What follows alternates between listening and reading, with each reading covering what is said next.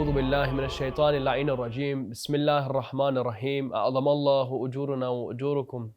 Tonight we commemorate a lady like no other, al-Masa'ib Sayyidah Zainab, the one who Amirul Mu'mineen would look at and weep, knowing what would occur to her. The one who would look at what occurred in Karbala and she would reply, Ma ra'aytu illa jamila. The one who became the Alamdar after Abu al-Fadl al-Abbas fell.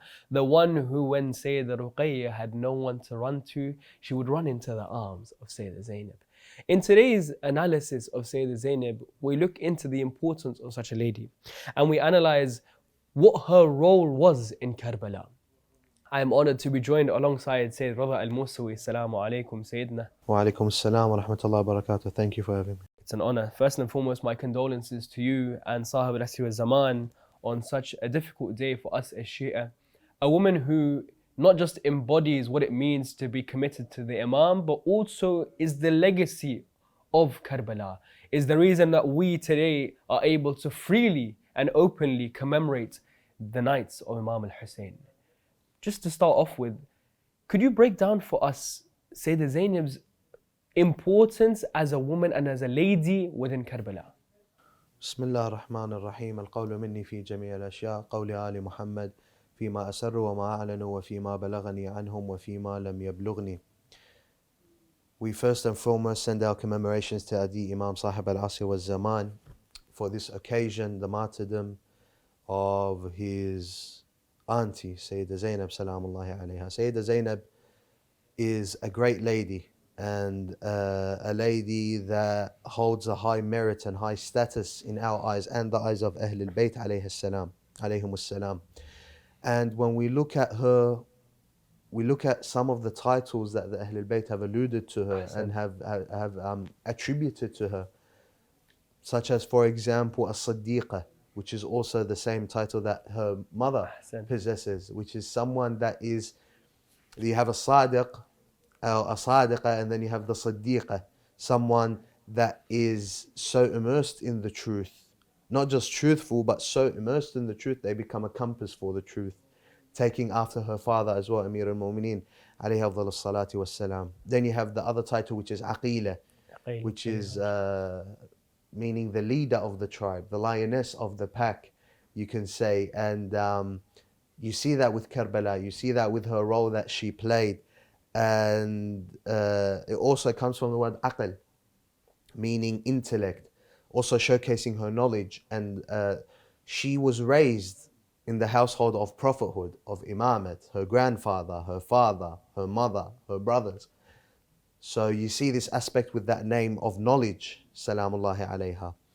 And we mentioned this previously, where many aspects of the life of Ahlul Bayt is narrated by Sayyidah Zainab salamullahi alayha. Another name is Al-Hawra. Al-Hawra has different meanings, and I believe all of them are applicable to Sayyidah Zainab salamullahi alayha. The first one is extracted from Hur al-Ain. Hur al-Ain is alluding to her divine characteristics. Similarly, how the Prophet about Sayyidah Zahra says, Hawra insiyya, that she is a Hawra, but she's also insiyya, a divine human, that she has those divine characteristics. And Sayyidah Zainab salamullahi alayha also possessed these divine characteristics. Another extraction from the word Hawra is from the word Hawariyin. And as we know, the famous Hawariyin are the disciples of Jesus, Nabiyuna Isa alayhi salam.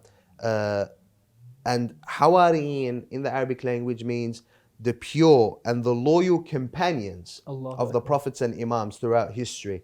And we see this with Sayyidah Zainab, as she was of the closest and most loyal and pure companions of the God's representatives of the time, which was her brother Imam Hussein, her brother Imam Hassan, her father, her mother. She had that pure and close relationship. And you see this loyalty when Imam Hussein was leaving to Karbala or to Kufa. They tell Sayyidah Zainab that, why do you have to go with your brother? You can just stay in Medina. That was the worst thing anyone could have told Zainab at the time, that leaving my brother Imam al-Hussein. So this aspect also shows that from the word Hawariyin. And You also see another meaning is Hawra from Hara Yahur, meaning the purity. Because they say Hawariyin also comes from Hara Yahur, meaning the Jesus' disciples, and this is a hadith by the Imam, he says that people know them as Hawariyin because they think that it means the companions, the close companions. But another meaning for it is that they were known for being pure, even on the physical aspect, that they would very frequently clean their clothes. So Hara Yahur from the aspect of purity. And as we know, Sayyidah Zainab salamullahi alayha is from the household that Allah has purified thoroughly. As we know in the verse of إنما يريد الله ليذهب عنكم الرجس أهل البيت ويطهركم تطهيرا اللهم صل على محمد وعلى محمد. This verse for the Ahl al-Bayt in terms of the complete and utter purification of them from any impurity falls on the first level for the five. The Holy Prophet, Amir al-Mu'mineen, Sayyidah Zahra, Hassan and Hussein. Yeah. But there are also levels to that, Ahl al-Bayt. Of course. And the second level or the level under that is Sayyidah Zainab, salamullahi alayha. You even have examples like Sayyidah Ma'suma. She also falls under that circle. So you can, if you want to understand it from that aspect, you have the inner circle of the Ahl al-Bayt is the five that have been purified. Yes, but then you also have outer circles in that aspect. Of them are Al-Hamza, salamullah alayhi, the uncle of the Prophet. He is also fits in that secondary or third circle of purity, that he has been purified. Within having analyzed some of her names and the attributes that were given to her, I know we're going to allude to Karbala because Sayyidah Zainab, of course, there is a long life. But within the role she plays in Karbala, I think it's pivotal to spend more time, especially on the night of her shahadat, on Karbala. But getting to Karbala, we need to first understand, what was she seen? What was her status prior to Karbala? How were the Ahlul Bayt in reverence of her? How did people speak of her? So what attributes and qualities are given to her in terms of what fada'il, as we call it in Urdu, is there of Sayyidah Zainab? We see this beautifully with another one of her titles which is given to her, and that is Sharikat al-Hussein. Sharikat al-Hussein, the partner of Imam al-Hussein, the companion of Imam al-Hussein. And that is one of the names that has stuck with until today, because every time you think of Hussein, you think of Zainab. Every time you think of Zainab, you think of Hussein. That is, it's synonymous with one another. Their message is synonymous. Their movement is synonymous. And we see this with the hadith that we mentioned in her birth, where on her birth, the Holy Prophet grabs Sayyidah Zainab and he cries. Where Sayyidah Zahra tells the Prophet, Ma yubkika ya abati, what makes you weep? He then tells Sayyidah Zainab, he tells her that Ya Fatima a'lami anna hadhihi al-bint ba'di wa ba'duki satubla bi balaya وترد عليها مصائب شتى ورزايا. Add that she will go through calamities incomprehensible, not being able for anyone to understand the hardships that she will go through in a time that I won't be there for her and you won't be there for her. And then the Prophet says, إن من بكى عليها وعلى مصائبها يكون ثوابه كثواب من بكى على أخويها. That the reward of crying over her is as if the reward of crying over Imam al-Hussein and Imam al-Hassan, meaning what? Sharikat al-Hussein. That she is the companion, she is the partner of Imam al-Hussein. And we see this with her sacrifice. With her sacrifice, there is many aspects that we do not look into with Sayyidah Zainab, and it is that she sacrificed. She had 2 children on the day of Karbala, and she sacrificed it for him. And it is well and truly a sad story. If we read it, it says, بعد شهادة القاسم بن الحسن جاءت السيدة زينب إلى ولديها عود ومحمد. That Sayyidah Zainab, after the martyrdom of Al-Qasim, son of Imam al-Hassan, she goes to her 2 children. فمشطت جدائلهما وكحلت أعينهما وألبستهما الجديد من ثيابهما وقلدتهما السيف.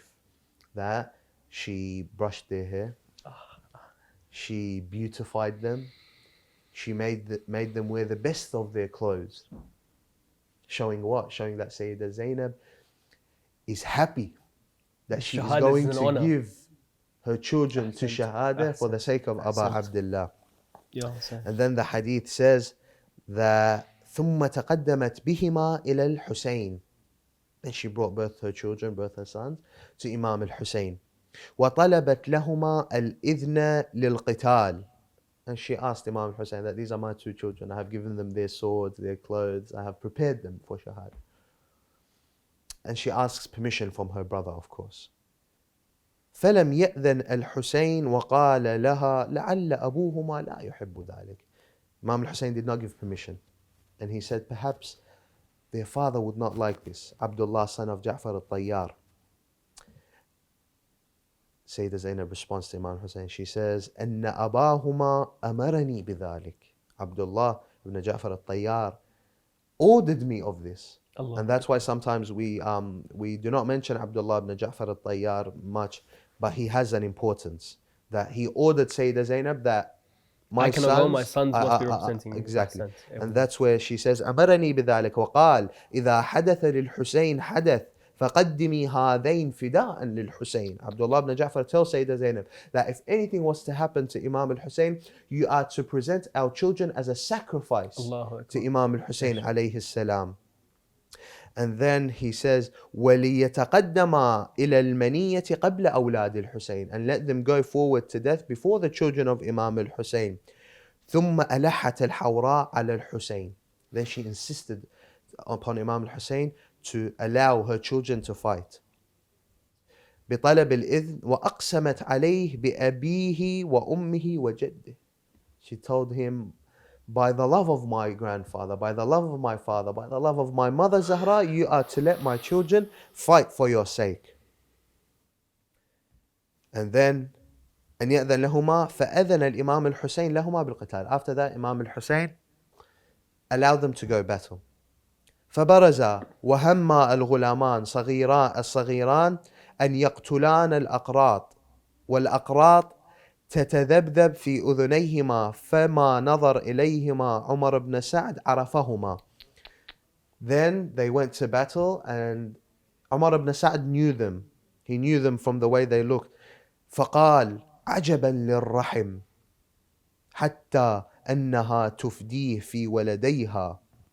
That he looked at them, Umar ibn Sa'd, and he says, it is a wondrous thing that Zainab would sacrifice her own children for this.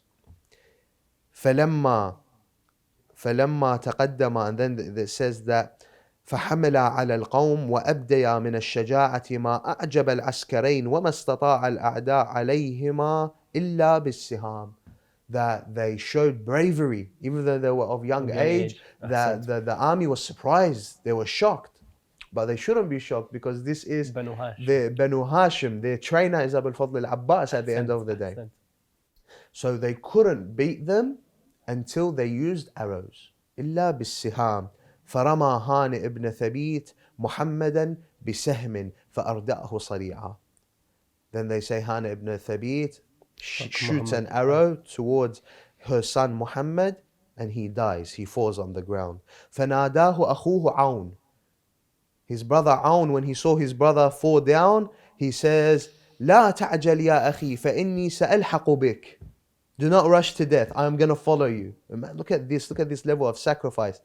فرماه أسيد الخضرمي بسهم سقاه بكأس الشهادة. And then Aun was also struck with an arrow and he fell to his death. فسارع إليهما الحسين وحملهما ورجلاهما تخطان الأرض. Imam al-Hussein went to them and then he carried them and their legs were scraping on the floor. وجاء بهما إلى خيم النساء. Here's the part that I'm trying to target. He went to them to the tent of the women. فخرجنا ربات الخدور من المضارب باكيات. The women, they exited the tent crying over Muhammad and Aun. إلا زينب. Allah, yes. Zainab did not leave her tent. But why didn't she leave her tent? فإنها لم تخرج لاستقبالهما مخافة أن تقع عينها عليهما فتجزع ويقصر أجرها. She did not go to welcome her children from Shahada just in case she sees them and she grieves over them so that her reward lessens. Allahu Akbar, Allahu Her own sons, they tell her to go welcome. She says no. In fact, it goes to the extent, there's a riwayat that says on the night before Ashura, everyone was preparing their own namesake that they were going to give. For example, Layla was preparing Akbar, Rubab was crying because she had no one to give, and obviously then Ali al-Asghar went, Kulthum, Abu al-Fadl Abbas took responsibility, he said, I'm going for your sake. But when you passed, they say that Imam Hussein passed the tent of Sayyidah Zainab and he heard Sayyidah Zainab conversing with her two sons. And she said to them, tomorrow you'll make me proud. So as the conversation is going on, the children say something to their mother, promise us one thing, you won't cry for us because we're happy to be going. And in our, especially in the Indo-Pak, we spend the fifth night or the sixth night, we try to commemorate on Muhammad in our traditions, in our riwayats. Normally we try to do that night. Beautiful. And when they do that, they say that all the way until in Sham, when they were freed from being captive and they held the first majalis of Hussein, Sayyidah Zainab would hold the head of Abi Abdullah in her lap. And there would be two heads left at the back of the hall where there would be people. And when they're entering, the woman of Sham would say, whose mother is this? Or who's the mother of these two heads? Can we claim them? For there's so much nur exuding from them. And they say Fidda would run and she would claim them because she didn't want any random person to claim them. Because Sayyidah Zainab had promised them, I wouldn't cry for you. And they say the only time where she had to break that promise was when she returned to Medina and she entered their room and she saw the two Musalla left. And that's when the first time she cried for them. So it shows you the sabr Sayyidah Zainab exuded, that if she didn't come out of the tent on that day, and she held that sabr all the way till she returns to Medina, the sacrifice was purely for Allah and for Abu Abdullah. Shows the level commitment to her. It shows the level of sacrifice, because when we read the story, when Ali al-Akbar died, she was the first to exit the tent. She was the first to exit and cry and wail over Ali al-Akbar like it was her son. But with her own children, for Abu Abdullah, she wouldn't cry. And I think it teaches us a lesson a little bit as well, that if you're giving something for Allah, if you're giving something for your Imam, don't look back at it. Exactly. Don't think, oh, you know what, I feel regret that I gave my child in the way of thinking, oh, my son became shaheed or this. The honor and dignity, say, that Zainab exuded now kind of should stick into us. Ahsant. And you see this level of sacrifice, and you see how much the Ahlul Bayt honored her. You see how much the Ahlul Bayt gave her that honor. And when we see this with her brothers, with Imam al-Hassan, with Imam al-Hussein, where we mentioned that Imam al-Hussein, while he was reading Quran, he would stand up when he saw Sayyidah Zainab come towards him. Imam al-Hassan could not bear to see Sayyidah Zainab, see him in the state that he was, where he was vomiting out his own lungs from the poison that he faced. And we see the words of Ahlul Bayt regarding Lady Zainab, where Imam Zain al-Abidin would say, Ya amma anti bihamdillah alimatun ghayru mu'allama, fahima ghayru mufahama. You are knowledgeable without being taught. What does that mean? Knowledgeable without being taught alludes to her ilm al-ghayb. That metaphysical knowledge that Allah says in the Quran, alimul ghayb fala yudhhir ala ghaybihi ahada illa man irtada min rasul. That knower of the unseen, and he will not expose this knowledge except who he pleases of messenger, someone who carries the message of Allah. Sayyidah Zainab carried the message of Hussein. Hence why Imam Zain al-Abidin says, you are a scholar within your own right, but no one taught you.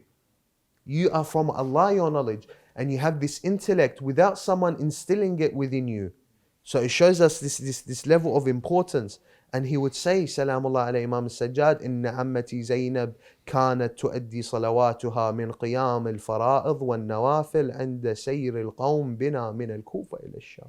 He would also speak about her level of worship, how much she would worship Allah, following the footsteps of her mother, Salamullahi alayha. This goes to show us her status in the eyes of the Imams, in the eyes of Ahlul Bayt alayhim wassalam, and some of her titles and traits that we see that link to Karbala.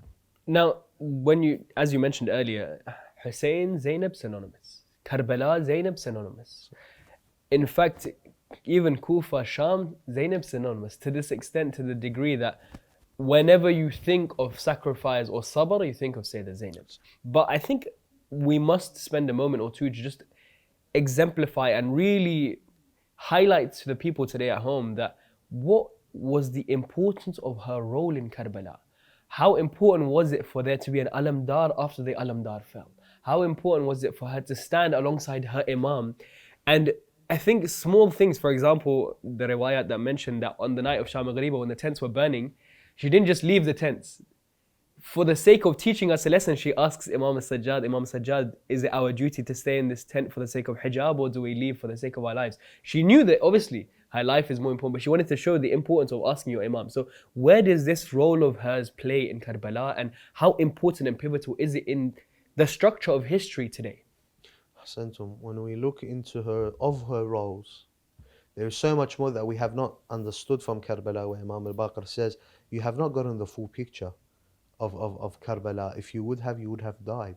Yeah. From Ya Allah. the tragedies that happened and many things that occurred we do not know about. But from what we know, there are many roles for Sayyidah Zainab. Of them, for example, during that time, caring for the injured.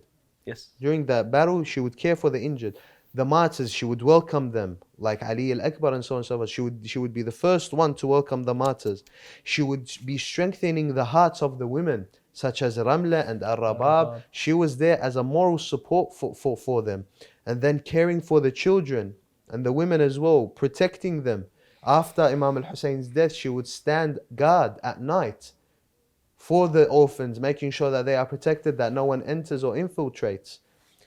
That she stood guard and to protect the women and children after Imam al-Hussein. Also caring for Imam al-Sajjad alayhi salam, and also protecting him as well as consoling him. We have where Sayyidah Zainab, that she saw Imam Zain al-Abidin in a state where it is as if he wanted to die. It is as if his soul was going to leave his body from the grief. And she would tell him, Mali araka tajudu bi nafsika ya baqiyata jaddi wa abi wa ikhwati. Why do I see you in this state? Oh, what's left of my grandfather and my father and my brothers. He would tell her, salamullahi alayhi, he would tell, وَكَيْفَ لَا أَجْزَعْ وأهلع وقد أرى سيدي وإخوتي وعمومتي وولد عمي مصرعين بدمائهم مرملين بالعراء مسلبين لا يكفنون ولا يوارون ولا يعرج عليهم أحد. He says, how can I not be in this state of grief when I see my family, my father, my brothers, my cousins, my uncles slaughtered in front of me? How can I not be in this state? And no one is burying them. And then Sayyidah Zainab consoles him, gives him patience, calms him down to a degree. She tells him, لا يجز عنك ما ترى فوالله إنه لعهد من رسول الله صلى الله عليه وآله إلى جدك وأبيك وعمك. She tells him, do not worry, this is a promise from the Holy Prophet to your grandfather Ali and to your father Imam Hussein alayhi salam and to your uncle. وَلَقَدْ أَخَذَ اللَّهُ مِيثَاقُ أُنَاسٍ مِّنْ هَذِهِ الْأُمَّةِ لَا تَعْرِفُهُمْ فَرَاعِنَةُ هَذِهِ الْأُمَّةِ وهم معروفون في أهل السماوات إنهم يجمعون هذه الأعضاء المتفرقة فيوارونها وهذه الجسوم المضرجة وينصبون بهذا الطف علما لقبر أبيك سيد الشهداء. Look at the knowledge of the unseen. She would say that Allah will bring forth a creation that will place an flag upon the grave of your father and upon the grave of your brothers and your uncles, where they will be remembered and they will be forever visited. And then she says, Salamullahi alayha, لا يدرس أثره ولا يعفو رسمه على كرور الليالي والأعوام ولا يجهدن أئمة الكفر وأشياع الضلال في محوه وطمسه فلا يزداد إلا ظهورا وأمره إلا علوا. That she says that the people will try and the oppressors will try to destroy this grave throughout the period of time. And they will try as much as they want to. But the more they try, the more that this flag will be illuminated. The more this flag will be standing higher, the more the people will flock to him. Look how she puts patience into the heart of Imam Zain al-Abidin, Sayyidah Zainab salamullahi alayha. That was of her roles. And the other one that we see, standing against the tyrants of her time, where she tells يزيد كد كيدك واسعى سعيك وناصب جهدك فوالذي شرفنا بالوحي والكتاب والنبوة والانتجاب لا تدرك أمدنا ولا تبلغ غايتنا ولا تمحو ذكرنا. She stands in the face of Yazid with the bravery of her father Amir al-Mu'mineen. He says, do what you want to, do what you must, but by God, by Allah, the one who has chosen us and has chosen our family for the message, you will not remove our remembrance. You will not be present to witness our longevity. You will be forgotten, but you will not see how permanent we will be through history. And you will not remove our remembrance. And imagine all of this stance that she is making. Her brothers were slaughtered. Her children were slaughtered. Her nephews were slaughtered. During the scorching heat, she is shackled. She is going through extreme thirst and hunger, walking long distances while seeing the heads of her brothers and her sons and her family in front of her, while seeing the children going through the state that they are going through, facing the killer of her family. The Holy Prophet, peace be upon him, when he saw the killer of Al-Hamza, he saw him, he forgave him, the Holy Prophet. But what did the Holy Prophet say? He said, I forgive you, but turn away from me. I do not want to see your face, because every time I see your face, I remember what you done to my uncle. Sayyidah Zainab, throughout that entire period, she was with Shimr. Imagine the pain. The Holy Prophet tells him, I cannot bear to see your face, so I forgive you, but go. But Sayyidah Zainab, throughout that entire period, was with Shimr.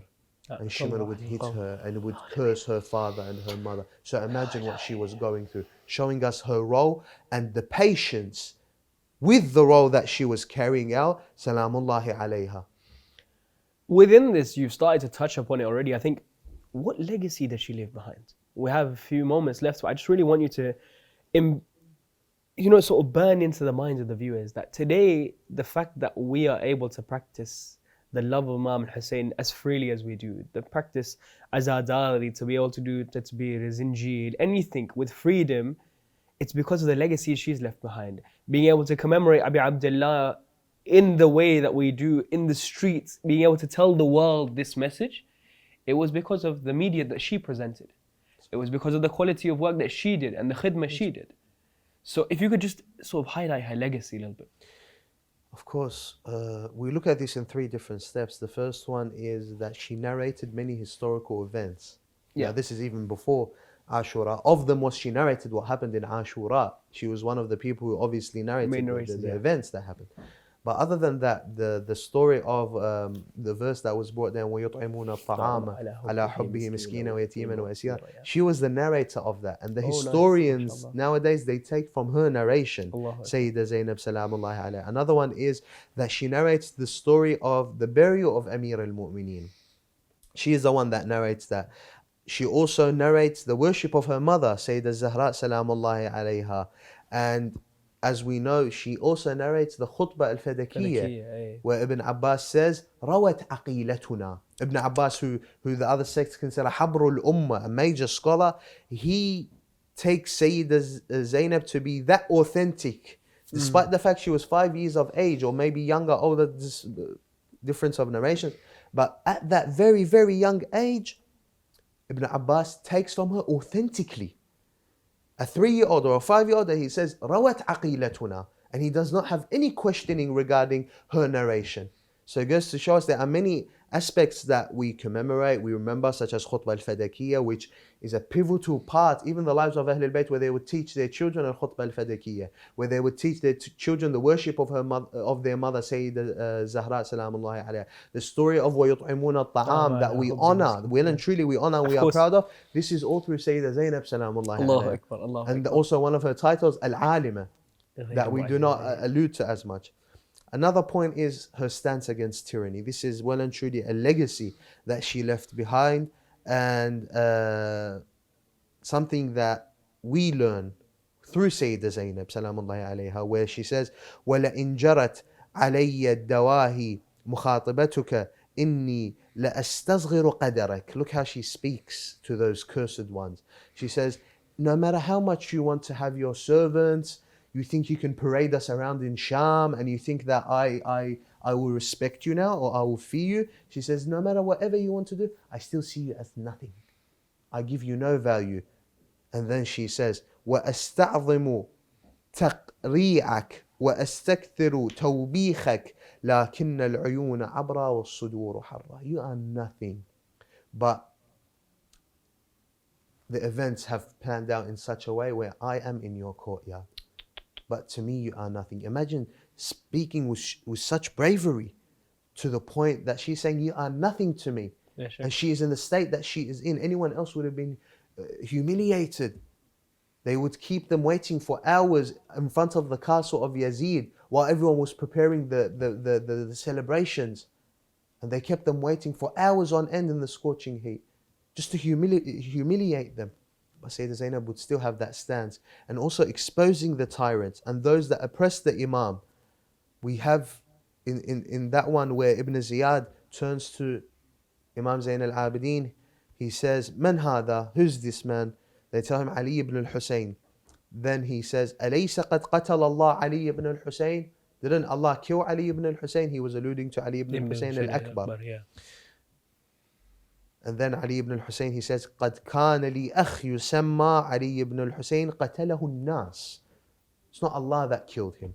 It's your people that killed him. Then Ibn Ziyad responds, he says, بَلْ Allah قَتَلَهُ. No, God killed him. Imam Zain al-Abidin, he says, Allah يتوفى الأنفس حين موتها والتي لم تمت في منامها. Ibn Ziyad responds, he says, وَلَكَ جَرَاءَةٌ عَلَى جَوَابِي. You dare to answer me? He speaks like that to Imam Zain al-Abidin. اذهبوا به فاضربوا عنقه. He tells them, go and cut off his head. And then فسمعت عمته زينب ذلك. Sayyidah Zainab heard that they want to kill what's left of Imam is going to be killed. And then what does she do? Salamullahi alayha. فقالت يا ابن زياد إنك لم تبق منا أحدا فإن عزمت على قتله فاقتلني معه.